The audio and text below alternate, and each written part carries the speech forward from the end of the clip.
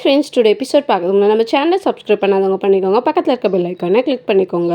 ஜெயா வந்து சந்திரசேகர் கிட்ட கேட்குறாங்க, எப்படிங்க நீங்களும் நம்ம பசங்க மட்டும் இன்னும் பொண்ணியை நம்பிட்டு இருக்கீங்க, பொண்ணிக்கான ஆதாரம் இவ்வளோ கிடைச்சதுக்கு அப்புறமும் அப்படின்னு சொல்லிட்டு கேட்குறாங்க. சந்திரசேகர் சொல்றாரு, பொண்ணு இதெல்லாம் பண்ணியிருக்க மாட்டா அப்படின்னு சொல்லிட்டு. ஜெயா சொல்றாங்க, நீங்க முத்தையாக்கு செஞ்சு கொடுத்த சத்தியத்துக்காக தான் இப்படிலாம் பண்ணியிருக்காங்க அப்படின்னு சொல்லிட்டு சொல்றாங்க. சந்திரசேகர் சொல்றாரு, உனக்கு ஒரு நாள் பொண்ணியை பத்தி தெரியும், அன்னைக்கு நீ ரொம்ப ஃபீல் பண்ணுவ ஜெயா அப்படின்னு சொல்லிட்டு சொல்றாங்க.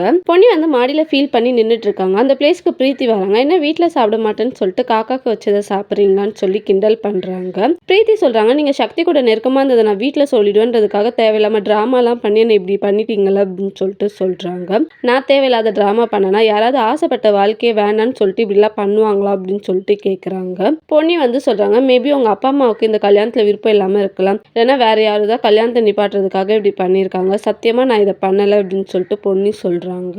பிரீத்தி வந்து பொண்ணியை நம்ப மாட்டாங்க. பொன்னியும் பிரீத்தியும் பேசிட்டு இருந்ததை வந்து சுந்தரம் கேட்டுட்டு இருக்காரு. பொன்னி வந்து சுந்தரமை முறைச்சிட்டு அந்த பிளேஸ்ல இருந்து போறாங்க. சுந்தரம் வந்து பிரீத்தி கிட்ட சொல்றாங்க, சக்திக்கோ பொன்னிக்குள்ள எதுவுமே நடக்கல, அது எல்லாருக்குமே தெரியும், பட் அவங்க ரெண்டு பேருக்குள்ள நல்ல கெமிஸ்ட்ரி இருந்தது, நீ நடுவுல வந்துரு, உனக்கு இது கரெக்டான டைம், சக்தி கிட்ட நல்லா பேசி பழகுன்னு சொல்றாங்க. பிரீத்தியும் ஓகே சொல்றாங்க. சந்திரசேகர் வந்து பொன்னியை சாப்பிட்றதுக்காக கூப்பிடுறாங்க. பொன்னி வந்து இல்ல மாமா நான் வரமாட்டேன்னு சொல்லிட்டு சொல்றாங்க. நீ எந்த தப்போ பண்ணலன்னு ப்ரூவ் பண்ணதுக்கு அப்புறம் இந்த வீட்டை விட்டு போக கூடாதுமான்னு சொல்றாங்க.